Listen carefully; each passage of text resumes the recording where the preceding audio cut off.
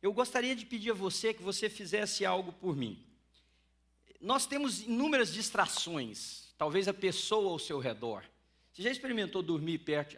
Obviamente deve ter aqui, né? Dormir perto de alguém que ronca? Não dorme, né? Esse é o ponto. Dorme o que ronca. A gente fica acordado, tentando fazer o que ronca, parar de roncar. E meu sono é leve demais. Uma vez eu fui dormir com um amigo e ele roncava demais no mesmo quarto. Eu falei, rapaz, na primeira noite eu passei, a segunda, eu falei, eu passei às claras. Ele falou assim para mim, eu já sei, você vai para o quarto na frente e dorme primeiro que eu. Porque a hora que eu chegar, você já está dormindo, se eu roncar não te acorda. Aí eu deitei e ficava assim, você tem que dormir porque ele vai chegar, você tem que dormir porque ele vai chegar. Aí foi pior, porque ele chegou, dormiu e nada.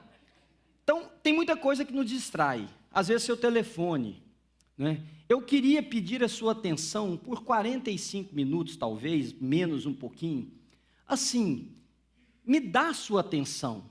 Se você puder colocar o seu telefone em airplane mode, coloque. Porque se você coloca ele só para vibrar e ele vibrar aí, vai chamar a sua atenção.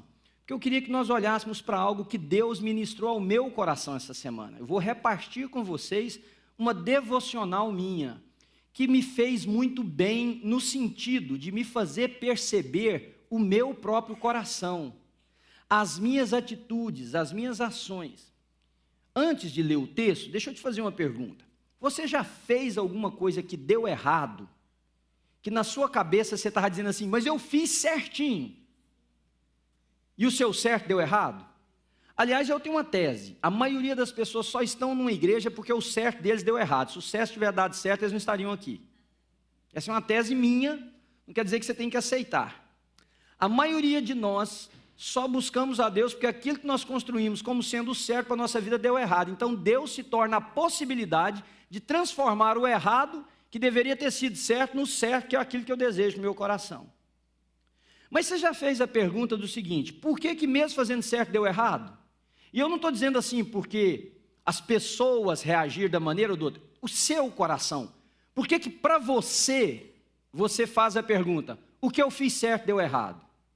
Tipo, eu fui um bom amigo, mas deu errado. Já fez essa pergunta? A amizade acabou? Ou eu fui um bom membro de igreja e o relacionamento acabou com a igreja? Porque eu fiz tudo que era certo, eu dei meu dinheiro, eu estava lá no domingo, eu fiz as coisas. Ou até mesmo no casamento. O casamento deu errado, mas eu fiz tudo que era certo, eu fui um bom marido, ou no caso de vocês mulheres, uma boa esposa. No caso do homem, eu fui um provedor, no caso da mulher, aquilo que a mulher faz, que ela se sente valorizada. Por que o meu certo deu errado? E é isso que eu queria trabalhar com vocês nessa manhã. O quê? Certo e errado? Não. Orientação para a vida. Porque eu estou mais certo do que nunca, e essa semana, ouvindo, orando, pensando, conversando com Deus, Deus ministrou muito ao meu coração. O meu certo não pode ser certo só porque o resultado foi o que eu esperava. Vocês entendem o que eu estou dizendo? O certo é sempre certo quando a orientação pela qual eu o realizei é legítima. Então, se eu perdi o amigo, porque eu esperava dessa amizade retorno, e eu estou frustrado, não porque eu não agi corretamente, mas porque a pessoa não respondeu corretamente, está tudo errado. Eu deveria ficar feliz, claro, ninguém é masoquista, ninguém gosta de perder uma amizade, de saber que no processo relacional, eu fiz o que eu fiz que era certo, não para que a retribuição viesse, mas porque eu fiz aquilo pelo qual Deus me orienta a viver. Se o casamento não deu certo porque você investiu no casamento com a orientação correta, louvado seja Deus pelas suas ações. Se a amizade não funcionou porque você agiu nessa amizade com a orientação correta, louvado seja Deus. Agora, se no casamento você fazendo o que pensava que era certo com a orientação errada, deu errado, você não precisa de arrumar um outro parceiro para a vida. você precisa mudar a orientação da sua vida. E a parte que Deus mais ministrou no meu coração foi que nós cristãos fazemos aquilo que é moralmente, eticamente correto, socialmente aprovável, mas a orientação não é a orientação bíblica. E aí nós vamos ter um confronto. Aquilo que Deus pede de nós e aquilo que nós queremos fazer. Então veja um texto comigo que vocês vão entender o caminho que eu quero andar. 1 de João capítulo 4, versículo 18. Muito conhecido o texto, pelo menos uma parte dele, onde fala que no amor não há medo, porque o perfeito amor lança fora todo medo. Essa parte a grande maioria dos cristãos conhece, mas presta atenção, no amor não há medo, pelo contrário, o perfeito amor expulsa o medo. Agora vejam a frase seguinte, que João escreve, porque o medo, não sei se vocês têm a mesma versão minha, supõe castigo, é isso que vocês têm? Dá para colocar o texto na tela? Não, para eles. Bom, se não der, deixa eu falar de novo. No amor não há medo. Pelo contrário, o perfeito amor expulsa o medo, porque o medo supõe castigo.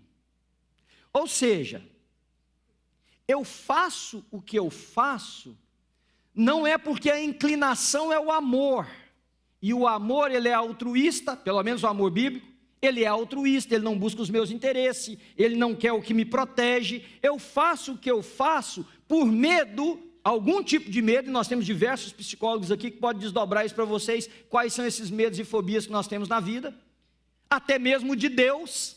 O que eu tenho entendido, me permitam fazer um parênteses no meio dessa explicação, a maioria dos cristãos não fazem o que fazem por amor a Deus, eles fazem por medo de Deus. Porque se eu não fizer, se eu não for ao culto, se eu não der dinheiro, se eu não participar das coisas, se eu não servir nesse ou naquele ministério, Deus não creditará na minha conta as bênçãos que eu necessito. Então a orientação está errada. Então está errado eu vir ao culto, pastor? Sim e não. Porque se a sua participação em uma comunidade de fé é orientada pelo medo da punição que Deus pode exercer sobre a sua vida, caso a sua participação não seja o que Ele espera, não é amor, é medo. E medo supõe castigo. O filho obedece o pai, não é por amor ao pai necessariamente, é por medo da punição que o pai pode exercer sobre a vida dele. Porque imagina qual deveria ser o comportamento. Eu não estou tentando aqui como um adulto fazer com um adolescente pense com a maturidade nossa, não, mas adultos como nós somos. Ora, se eu amo ao meu pai, eu honro os valores do meu pai por amor, e não por medo de que ele vai tirar o cinto ou pegar uma sandália e me dar uma surra. A mesma coisa vale para Deus. Eu honro os valores do meu pai, no caso Deus, não é porque ele vai mandar um raio na minha cabeça, não é porque ele vai mandar o gafanhoto. Opa, acabamos de falar sobre dinheiro, sobre dízimos. Várias pessoas me perguntam assim, pastor, porque você sabe, né, lá Deus fala que se a gente não der o dízimo, lá no livro lá do profeta fala, Deus vai mandar o gafanhoto, e o gafanhoto vem, come, destrói, arrebenta. É medo. Tudo que é medo expulsou o amor. Porque imaginem comigo a seguinte cena, eu vou ler o finalzinho do versículo, e imagine uma cena comigo. Aquele que tem medo não está aperfeiçoado no amor. Imagina a seguinte cena comigo, se você tivesse absoluta certeza, agora tenta aplicar a sua vida, se você tivesse absoluta certeza que a sua esposa te ama incondicionalmente, você seria o tipo de marido que você é? Se você, esposa, tivesse absoluta certeza que o seu marido te ama, para além da paixão, para além do desejo, para além daquilo que aquece o corpo da gente, ele te ama, você está segura no amor do seu esposo, você teria as mesmas crises que você tem? Você sentiria o que você sente? Agora imaginem todos vocês, todos nós, me incluindo aqui no pacote, se nós tivéssemos absoluta certeza que Deus nos ama, independente, eu estou caminhando num terreno perigoso aqui, né? Deus te ama independente. Por que o terreno é perigoso? Vocês já imaginaram? Porque os perversos de coração vão dizer o seguinte: então eu posso fazer o que eu quiser, que Deus me ama. E o pior é que é verdade. A Ana, minha esposa, ela não está aqui hoje, mas ela já disse assim para mim: meu bem, você não pode falar aquilo. Foi porque ela falou assim: o povo vai meter os pés pelas mãos e vai achar que Deus ama eles. Mas ama. Ama. Agora imagina o seguinte: por que eu estou andando em terreno perigoso? O ímpio se tornará cada vez mais ímpio, mesmo na oferta da graça. O justo se tornará mais justo diante da graça, porque o que o constrange não é mais a proibição, é o amor. Então, mesmo podendo fazer o que eu quiser e sabendo que Deus vai me amar, no fundo do buraco, Deus detesta o pecado, mas Deus ama o pecador. E essa é a razão pela qual eu fui salvo, não sei você. Por causa do meu pecado, Deus me amou e me chamou para Ele, me salvou. Talvez você toda a vida foi muito justo, não era a minha situação. Eu não tinha um crédito, eu tinha um débito, que Ele apagou com o sangue de Jesus. Embora sabendo que Ele me ama no fundo do buraco, eu não quero estar no fundo do buraco para ter que experimentar esse amor, se eu posso experimentar esse amor no gozo e na plenitude da presença dEle. Vocês entendem o que eu estou dizendo? Então imagina se você aqui tivesse absoluta certeza disso: Deus me ama. Qual desses dois caminhos você tomaria? Porque tem crente que Vocês já viram um crente quando viaja de férias? Já viajou com um crente? Tudo que ele não faz aqui, ele faz lá. Parece que você soltou, abriu a porteira. Aqueles que são do interior, eles sabem o que eu estou dizendo. Parece que você soltou a rédea. Ou o indivíduo pensa assim: aqui ninguém me conhece, eu posso. Um dia eu estava com um irmão num determinado lugar, ele foi fazer uma coisa que eu estranhei a atitude dele. Eu falei: mas você não é de fazer isso? Ele falou: mas aqui ninguém me conhece. Eu falei: eu. 2, que está acima de mim. Deus, criatura de Jesus. Se é que é de Jesus, né? Então, se você soubesse assim: Deus me ama, dei dinheiro, não dei dinheiro, Deus me ama, vim no culto, não vim no culto, Deus me ama, meti os pés pelas mãos ali, Deus me ama.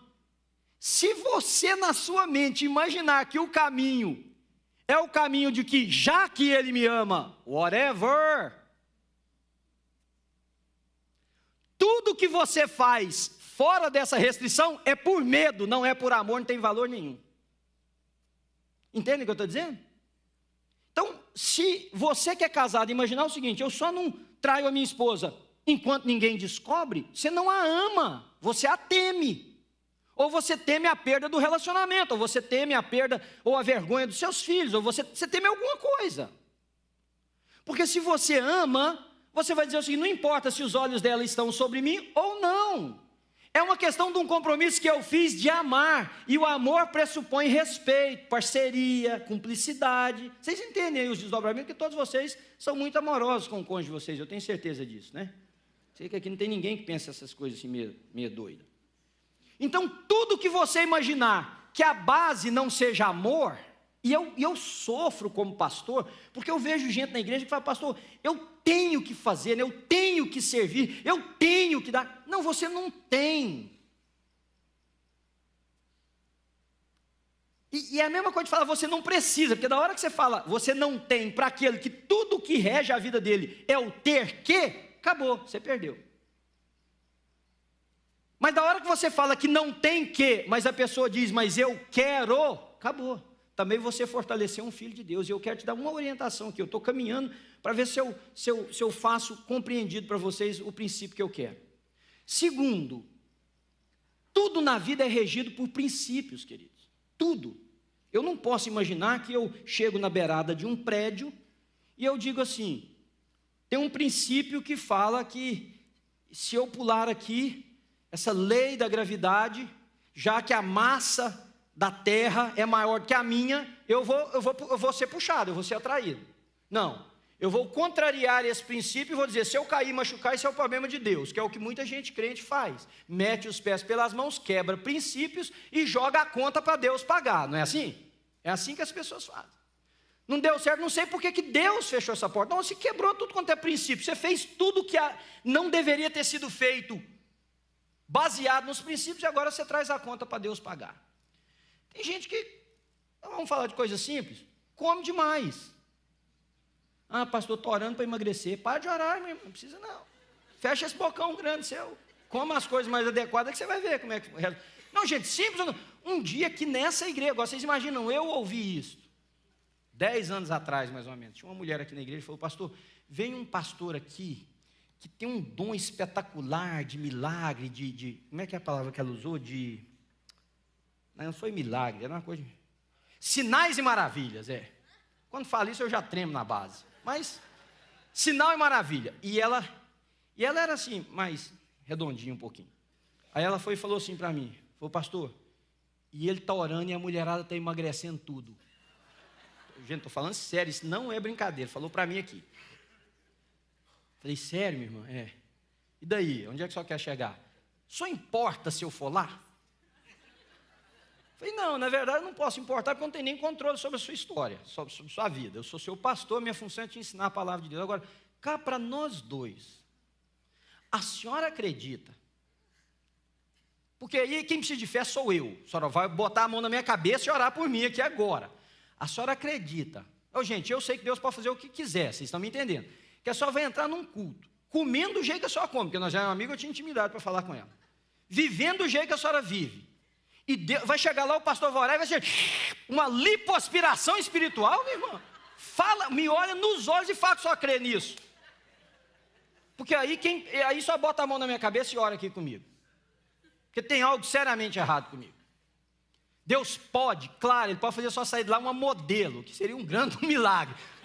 Uma modelo, pode fazer voar a gente, andar, fazer nascer pedaço do corpo. Eu não duvido do poder de Deus em absolutamente nada. Irmãos, o Pedro, nosso filho, foi um milagre de Deus. A Ana não podia engravidar depois da Sara.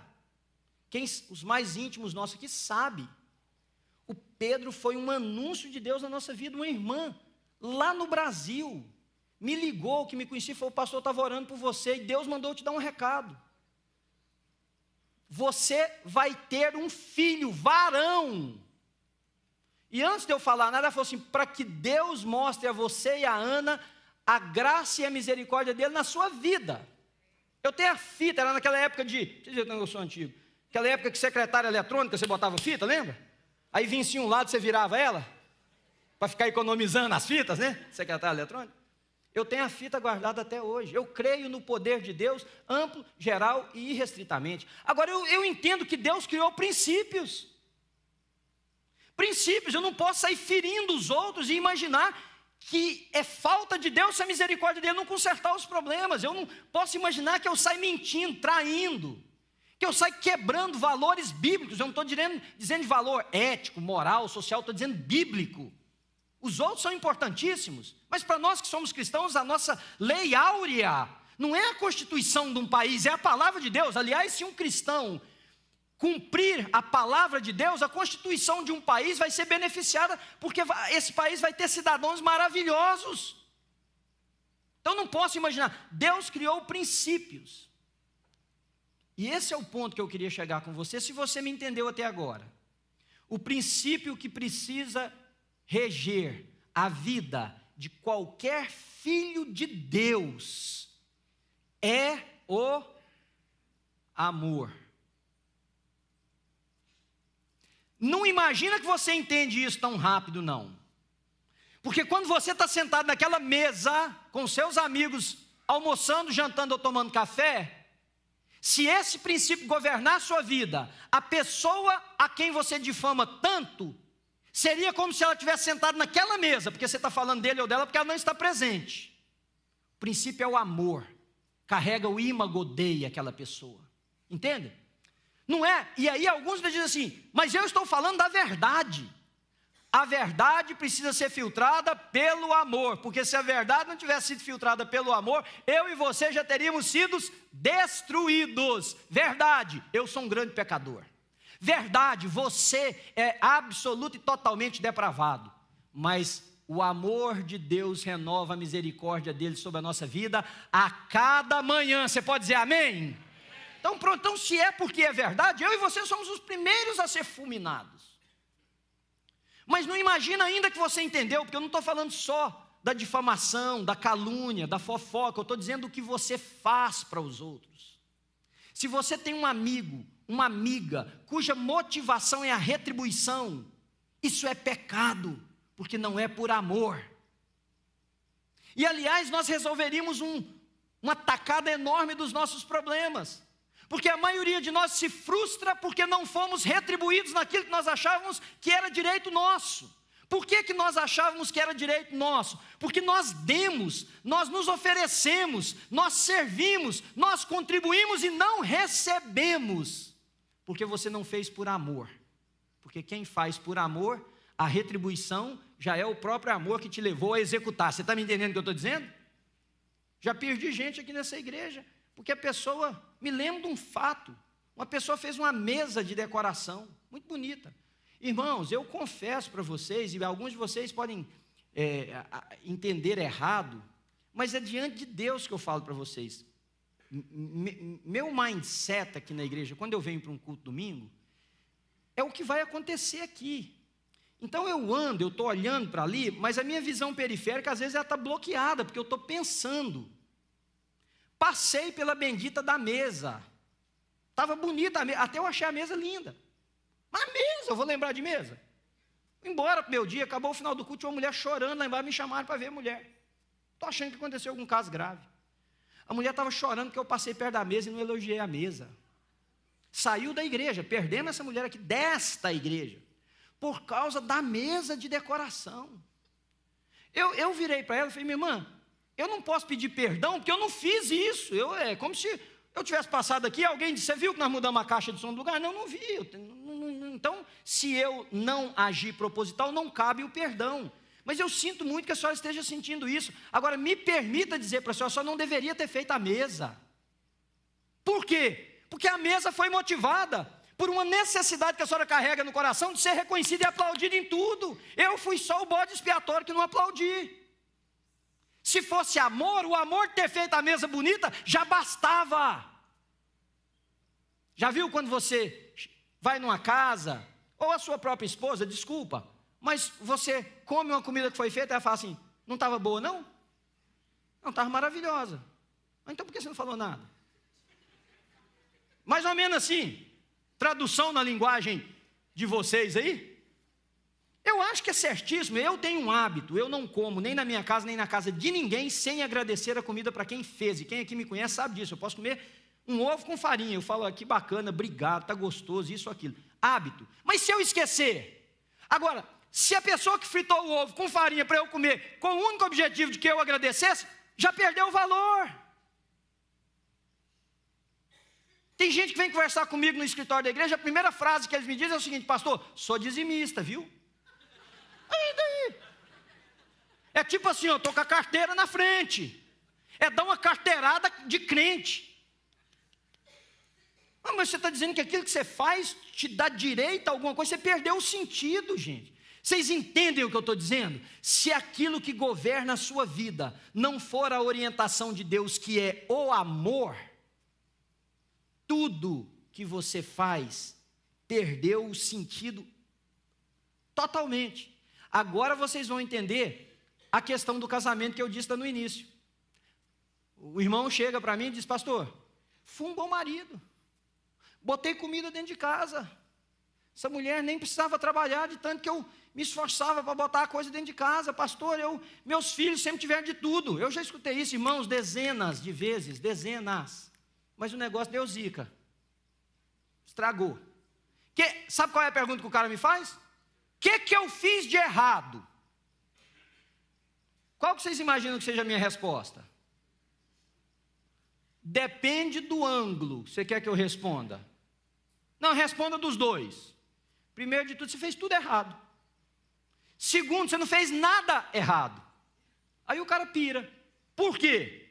Porque você fez tudo certo baseado numa orientação errada. Que ser um bom marido é pôr comida em casa, é dar presente para os filhos, é fazer a casa funcionar redondinha. Você esqueceu que a orientação deveria ser gente que convive, gente que se olha nos olhos, filho que recebe abraço, pai que está em casa. Porque quando chega em casa, vai para um cantinho da casa que chama de escritório, e abre o computador e fica o tempo inteiro trabalhando até as crianças dormirem. Você fez tudo certo com a orientação errada. Portanto, se você olhar pelo Evangelho, você fez tudo errado.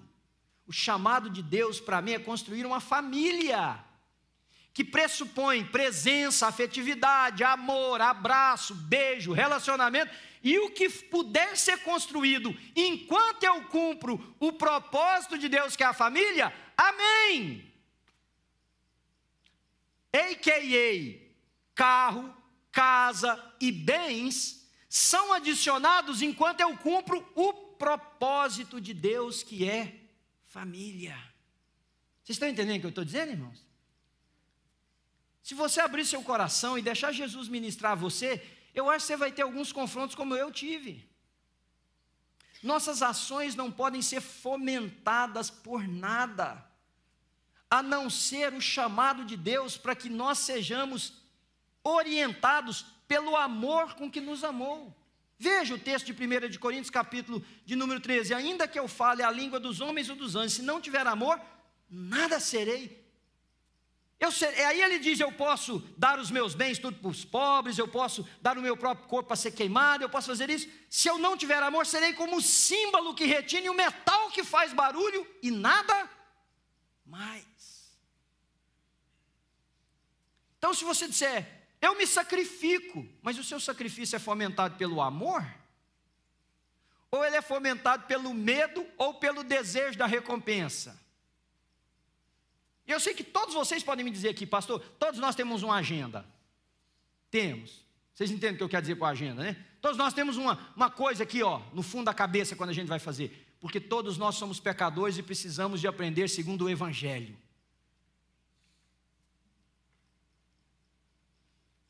Acima de tudo, irmãos, revistam-se do amor de Deus, que é o vínculo da perfeição. É o que Paulo escreveu à igreja, a carta aos Colossenses, capítulo 3, versículo 14. Então, só para a gente terminar, deixa eu te dizer o que uma vida sem amor produz, para você entender o contraste, que aí você vai entender o que Deus quer nos transformar. Uma liderança sem amor é o caminho mais largo e rápido para nós criarmos um ditador.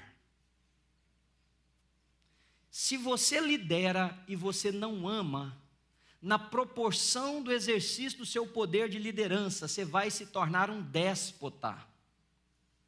Você vai se tornar um abusador do seu poder, seja a nível familiar, porque tem homem que ainda se sustenta naquele patamar de bater no peito e dizer, eu sou o homem da casa. Eu vou ensinar uma coisa para vocês que eu aprendi na história, na escola da vida e na escola secular. Todas as vezes que você precisar dizer, eu é que mando aqui, é só você que percebeu que você já perdeu a liderança. É você que não percebeu ainda. Todas as vezes, aliás, eu tive um professor que ele falava assim, se você pensa que você está liderando alguém, você olha por cima dos ombros, não tem ninguém te seguindo, você só está tirando uma caminhada. Você não está liderando nenhum. Liderança cria seguidores. Se os seus filhos não te seguem, não adianta você gritar e falar, quem manda nessa casa sou eu, menino. Porque tem um dia que ele vai crescer e dizer, tá bom, agora eu vivo pelas minhas próprias pernas. Tchau, pai. E aí você vai ficar no canto da sua casa chorando um processo que você criou. Porque a sua liderança não foi baseada no amor, foi baseada no direito. E se for baseado no direito, queridos, todos nós vamos ferir os outros, porque eu vou defender o seu direito? Seja sincero comigo, vou, humanamente falando, não, eu vou defender o meu. Aliás, não é o que nós dizemos, é cada um para si. e que vença o mais forte, mas o amor me leva a pensar no outro como em mim mesmo. Amar o Senhor teu Deus de todo coração, alma, força e entendimento, o teu próximo como a ti mesmo. Então, toda vez que você encontra um cristão, preste atenção em mim, toda vez que você encontrar um cristão que luta para defender o seu direito a despeito do bem do outro, ele não é cristão. Ele é um frequentador de igreja, ele é alguém que acostumou-se com a religião, mas ele não conheceu Jesus de Nazaré. Então, liderança sem amor cria ditadores. Serviço sem amor produz pessoas que estão constantemente reclamando. Não, lá se não fosse eu, nada acontecia. Ah, lá tudo depende de mim. Ah lá, tá vendo? Fiz, ó, ninguém... Ó, estou aqui, tem 8 anos fazendo, chegou alguém ontem, já quer tomar meu lugar. Quem serve sem amor são pessoas que jogam o histórico do que fizeram como comprovante do valor que eles deveriam ter. É a mulher que diz assim: eu é que cuido de você nessa casa, viu? Na época passada, que hoje em dia já não existe isso mais, roupa lavada, comida na mesa, não se esqueça. Ou o marido que vive para a mulher fala assim: sou eu que dou aqui, ó, que põe aqui dentro de casa. Irmãos, presta atenção.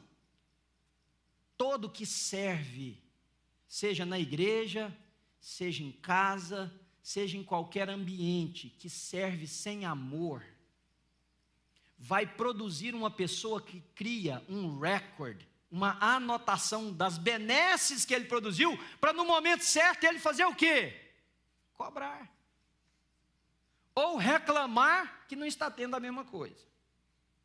Amizades sem amor gera pessoas que só têm interesse em nós.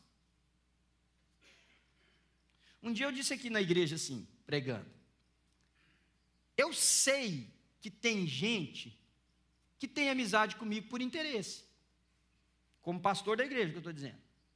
E eu disse assim, eu estou dizendo isso lá, e eu não tenho problema, eu não tenho problema dos outros me usarem. Não tenho. Por quê? Porque eu sei que vem no pacote de ser pastor. Saiu voz aqui, viu, Barney? Eu escuto o que você fala aqui, ó. Acabei de ouvir, inclusive. Tecnologia, hein, bicho? Ok. Depois eu e você conversamos. Se eu falar para você, Deus sabe o que eu estou falando, não tem problema, pode me usar. Vem no pacote. Ser pastor de verdade é servir sabendo que você vai ser traído, que você vai ser usado, e que talvez no momento que você mais precisar, a pessoa que você mais serviu vai ser que vai dizer não para você. Aí, falei aquilo e tal, já tem anos, passou, aconteceu aqui, chegou uma pessoa perto de mim e falou assim: pastor, você acha que eu sou uma dessas pessoas? Aí eu falei assim: eu vou deixar você responder. Não me responda, responda para você. Qual é o valor que eu tenho para você se eu descesse desse púlpito amanhã e sentasse a partir do domingo que vem no banco juntamente com vocês, não fosse mais o líder dessa congregação? Qual é o valor? Qual é o valor que eu teria para você se você soubesse que eu não tenho nenhum poder para fazer nada de bom para você? Quando eu cheguei na terceira, ela falou: não, pode parar. Tá bom, eu vou pensar já sobre essa. Irmãos, se você tem amigos sem amor, na verdade você não tem amigo. Você tem gente que você espera tirar alguma coisa dele ou dela. É porque você ainda não encarou isso. São estas coisas que eu queria que o Espírito de Deus mexesse com a nossa congregação. Por quê? Porque nós podemos mudar.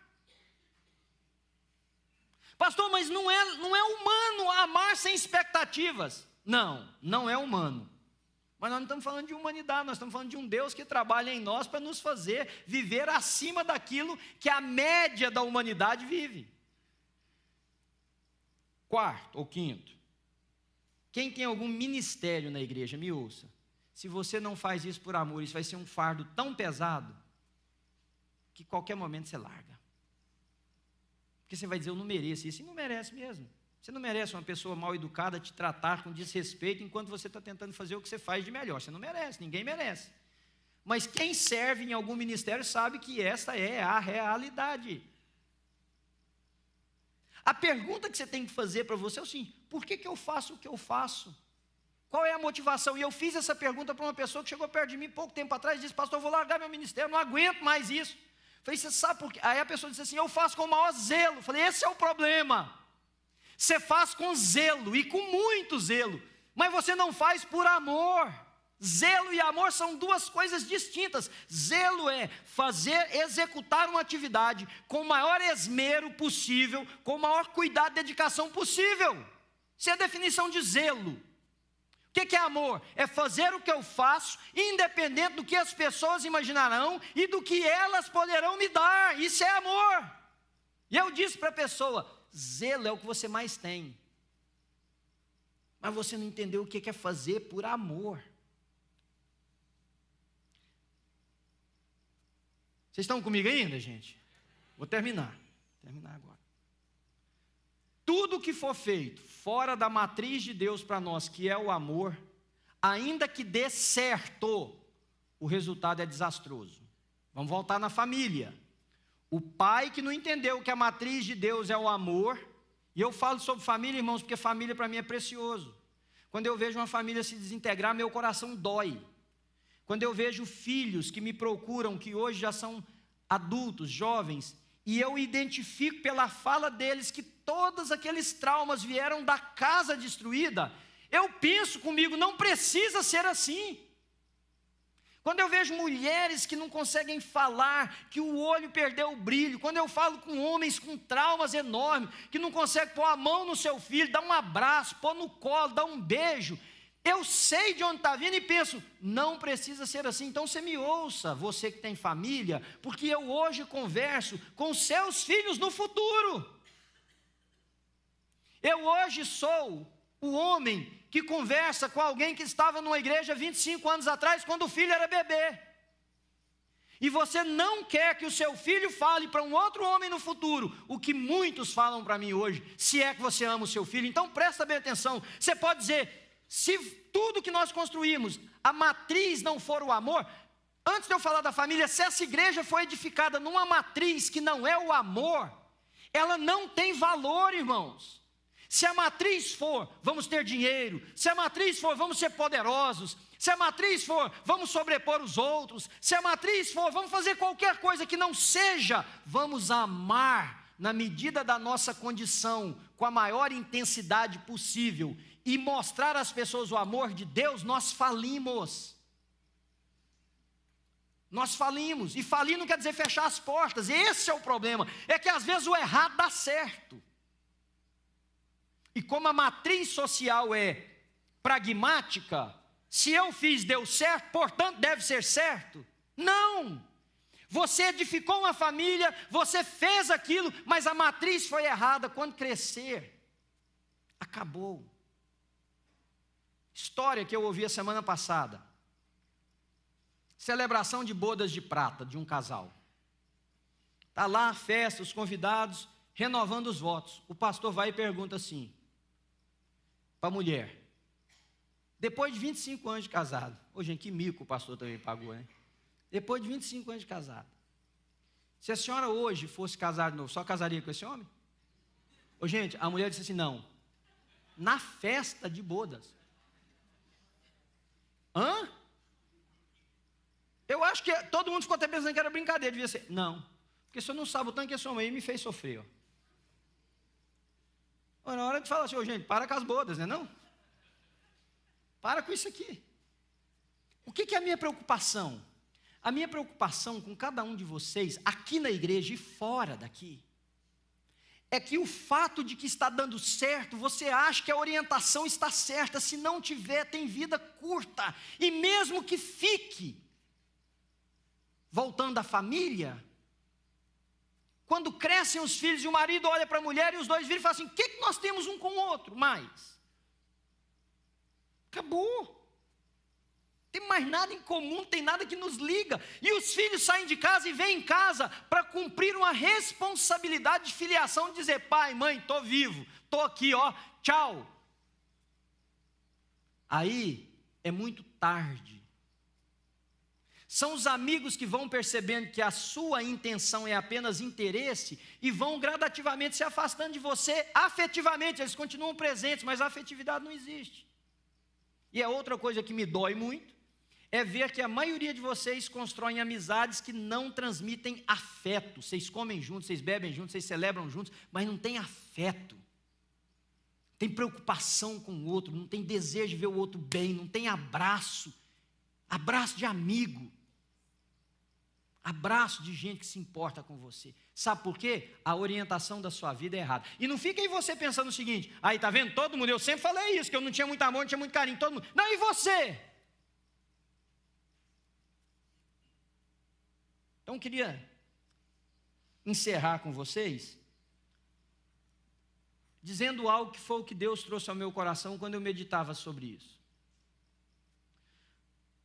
Por que você não interrompe a sua vida no sentido da forma com que você faz as coisas e faça um inventário, take an inventory da sua vida? Qual é a minha motivação de ser pai daqueles meninos? A minha orientação. Qual é a minha orientação pela razão que eu estou naquela igreja? Uma pessoa me disse assim, eu acho que eu posso falar isso, que não é ofensa de maneira nenhuma para a pessoa, porque eu sei que ela está aqui. Pastor, eu não quero frequentar aquele pequeno grupo. Por quê? Ah não, meu líder lá é fraco demais. Meu líder lá não tem muita coisa para oferecer. Aí eu disse para a pessoa: mas então é lá que você tem que estar. Por quê? Porque o amor é o que pressupõe que você vai estar num lugar onde você não tem nada para tirar, mas diz assim: eu estou aqui porque eu amo as pessoas. Você já parou para pensar nisso? Que se você só está num lugar pelo que você pode tirar dele, deixou de ser amor e passou a ser interesse? Então, ame, faça um inventário. O que me motiva? Qual é a minha orientação? Qual é o meu parâmetro? Irmãos, eu tenho certeza absoluta que se você fizer isso, você vai encontrar alguns monstros na sua vida. Alguns bichos aí no seu coração. E eu queria recomendar a você que houvesse uma pulverização divina nos cantos e nos porões aí da sua alma. Porque se a nossa motivação não for amar, não for se entregar, não for fazer, porque vale a pena ser feito por causa da matriz de Deus, que é o amor. É triste a gente chegar num estágio da vida e dizer o seguinte: poxa, fiz tudo o que era moral, ética e socialmente correto, mas eu esbarrei no maior princípio. Eu não consigo entender. Olha, eu e a Ana, como qualquer casal, temos os nossos problemas. Se você conviver comigo na minha casa, você vai ver que tem dia que a gente discorda de alguma coisa, que tem dia que a gente se posiciona diferente, tem dia que está chateado. Faz parte da história da vida. Eu acho que todo mundo aqui é normal, como nós, temos isso. Mas eu não consigo entender, sincera e verdadeiramente, um casal que se assenta no banco de uma igreja todos os domingos e que a vida é um inferno em casa, por desrespeito, por desamor, por maltrato. Aí você pode dizer: mas é porque o fulano não muda. Não, é porque por amor eu estou sempre preocupado com uma única coisa: eu tenho que mudar. Eu aqui sou você também. Você entende o que eu estou dizendo? Eu não consigo entender um cristão que se senta no banco de uma igreja e a sua história de vida seja o seguinte: o que essa igreja pode me dar, o que eu posso tirar? E nunca é: se eu amo, o que eu dou? Aliás, tem a frase de um presidente muito famosa, os meninos que estudam aí na escola, não é o que ele falou? Ask not what your country can do for you, não é isso? but what you can do for your country. Então, ask not what, não pergunte o que essa igreja pode fazer por mim, pergunte o que eu posso fazer por essa igreja. Não pergunte o que os meus amigos podem fazer para mim, pergunte o que eu posso fazer por eles. Não pergunte o que a minha mulher pode fazer por mim, pergunte o que eu posso fazer por ela, porque aí a motivação é amor. Você vai entender que você amou quando não tiver mais nada que você pode esperar da relação, seja ela qual for, amor. Você pode dizer, eu não preciso dessa mulher, eu não preciso desse homem, razões existenciais, não preciso, sou autorresolvido, sei cuidar da minha existência, consigo me manter, afetivamente vai ter dores, mas isso pode ser reconstruído. Você vai entender o que é amor o dia que em qualquer relação você disser assim, não tem nada para eu sugar daqui, nessa igreja não tem nada que esse povo pode me dar, não preciso, estou tranquilo, sou resolvido, sei quem é Deus, compreendo a vida, não tem nada que esse pastor pode me oferecer, não tem nada que essa igreja pode me oferecer. O dia que você tiver um amigo, você vai falar assim, esse cara, essa mulher, tem nada que eu preciso deles ou dela, mas eu escolho estar junto e edificar aqui uma relação. Aí você entendeu o amor, porque não tem nada para você tirar, do contrário, querido, a orientação da nossa vida não é o amor. E aí eu vou fechar com um versículo que, quando eu estava meditando nisso, Deus trouxe ao meu coração. Nós somos muito baseados, é a nossa mente, nós somos muito assim influenciados pela performance, não é? Pelo aquilo que nós fazemos. Aí nós vamos chegar diante de Deus um dia e vai falar, Senhor, mas em Teu nome, Senhor, ó, eu trabalhei naquela igreja, Senhor, feito um burro de carga. Quase que Deus vai falar, era só o que você era mesmo, mas tudo bem, um burro de carga. Senhor, em Teu nome eu engoli aquele homem, ou aquela mulher, em Teu nome, eu aguentei aquela história. Sabe o que Deus vai falar? Oh, coitadinho de você. Deus vai dizer assim, engraçado, quem que é mesmo você? Não, sou o Manuel da igreja. Engraçado, eu nunca te conheci. Onde é que está isso na Bíblia, pastor? Vocês já esqueceram quando chegaram diante de Jesus e disseram assim, Senhor, em Teu nome nós expulsamos demônios, nós fizemos isso, fizemos aquilo. E naquele dia, Jesus explicando lá para os seus discípulos em Mateus, naquele dia vocês ouvirão de Deus o seguinte, apartai-vos de mim porque eu nunca vos conheci. Fiz tudo o que era certo de acordo com a orientação errada. A performance me motivou, mas faltou amor. Fiz tudo que era certo, mas com a orientação errada. Trabalhei feito um burro de carga, mas não teve amor. E quem não ama não conhece a Deus, porque Deus é amor. Então ouça, você só vai entender se você é orientado pela matriz do amor o dia que você puder dizer assim, olha, eu posso botar minha viola no saco, como diz o ditado popular, posso fazer minhas malas e sair desse ou daquele lugar, e a mala aqui é uma mera força de expressão, porque aqui não tem mais nada para mim. Mas você disser assim, é aqui que eu vou ficar, porque a matriz não é o que eu tiro, a matriz é o que eu dou. Amém, queridos? E minha oração, ontem eu tirei alguns momentos para me ficar sozinho, e entre reler isso, eu orei, falei, Senhor, se o Senhor colocar isso no coração de alguém, irmãos, como igreja a gente muda, porque uma das maiores feridas na igreja é essa briga constante que a gente tem para defender o que é nosso, para ser valorizado, enquanto o que vale é o amor com que nós nos amamos. Ainda que eu fale a língua dos homens e dos anjos, se não tiver amor, nada serei. Dons, talentos são adereços. Entendem a palavra adereço? São enfeites, são bijuterias que Deus coloca na vida que há amor, para que fique ainda mais bonito, mais belo. O dom e o talento que se torna a pessoa sem o amor. Então eu queria convidar você para a gente orar. Você que estava refletindo aí, e convidar você a um arrependimento. Não é você vir aqui à frente, é convidar você a um arrependimento. Eu, como pastor, como pai, como marido, como amigo, que Deus me deu alguns, eu repensei todas essas áreas da minha vida e eu queria te convidar a pensar. E eu vou dizer para vocês, eu encontrei pecado em mim, porque eu entendi que havia algumas coisas na minha vida que eu tinha deixado o interesse tomar o lugar do amor. Está errado. Está errado, não pode ter. Convidar você a pensar sobre isso, e se o Espírito de Deus motivar seu coração nesse sentido, querido, abra o seu coração para Deus e peça perdão, porque Ele pode restaurar a sua história. Vamos orar? Você é capaz de fechar os seus olhos comigo?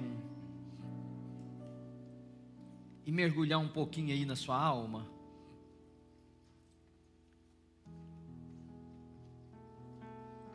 Deixar o Espírito de Deus falar com você um minuto.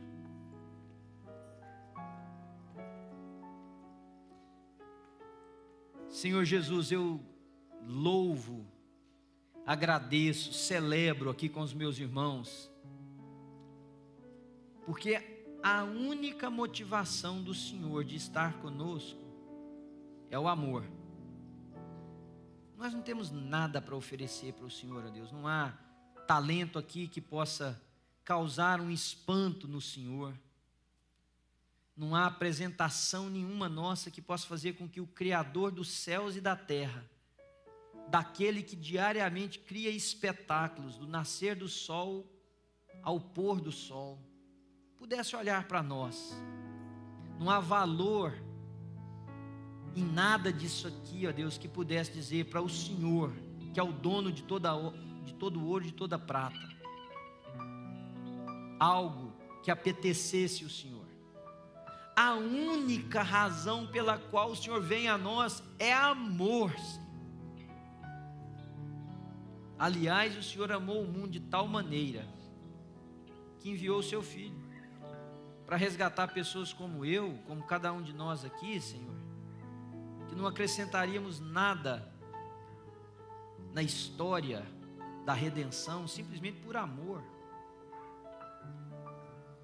Senhor, ajuda-nos a operar a nossa vida, não pelos preceitos do que é correto apenas, mas se a orientação correta não for influenciada pelo amor correto, incorreto está todas as ações da nossa história, Senhor. Se a igreja não ministrar em amor, se as pessoas não servirem em amor, se o pastor não pastorear com amor, se os presbíteros não liderarem com amor, se as amizades não forem influenciadas pelo amor, não é pelo que ninguém pode tirar dos outros, mas porque ama. Se os casamentos, Senhor, não forem influenciados pelo amor,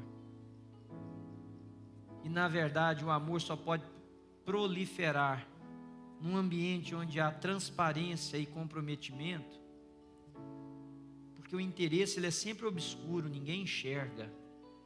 O amor só cresce no ambiente da transparência e do comprometimento.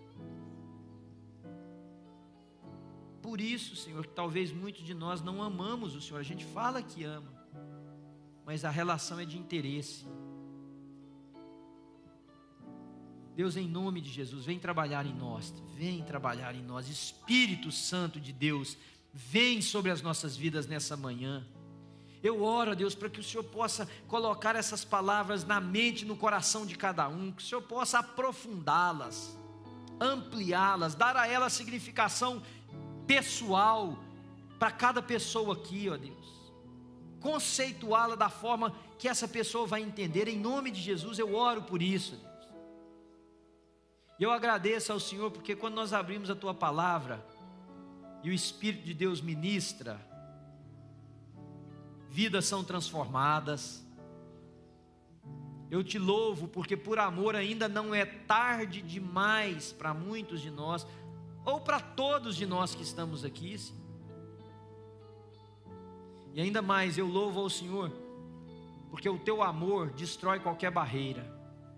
Eu oro por aquele pai que agora está chorando e diz: foi isso que eu fiz a vida inteira e eu perdi. Pode ser reconstruído pelo amor. Aquela mulher, aquele rapaz, moça, amigo, amiga. Perfeito amor lança fora o medo. Quem ama é aperfeiçoado em Deus. Teu poder se manifesta nas nossas fragilidades, Senhor amado, e transforma a nossa história. Obrigado a Deus por essa manhã. Eu oro para que a nossa comunidade, que está dispersa em tantos lugares, descansando, passeando, tenham dias felizes, abençoados, guardados, protegidos.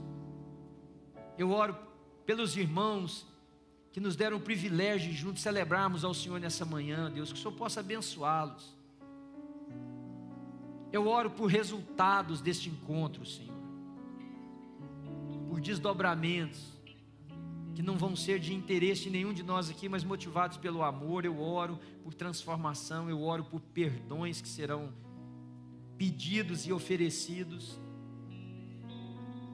E eu oro agradecendo ao Senhor pela tua imensa misericórdia, Deus, que transcende toda a nossa barreira de compreensão. Eu levanto as minhas mãos sobre essa congregação, Senhor, e eu os abençoo em nome de Jesus. Irmãos queridos, olha a palavra que começa: que o amor de Deus, o nosso Pai, a graça de Jesus demonstrada na cruz do Calvário, e a comunhão e a consolação do Santo Espírito de Deus possa, irmãos, ser sobre nós, sobre a sua vida, sobre todo o povo de Deus espalhado na face da terra, não somente hoje, mas todos os dias da sua vida, no nome de Jesus. E os filhos de Deus aqui digam amém. Amém.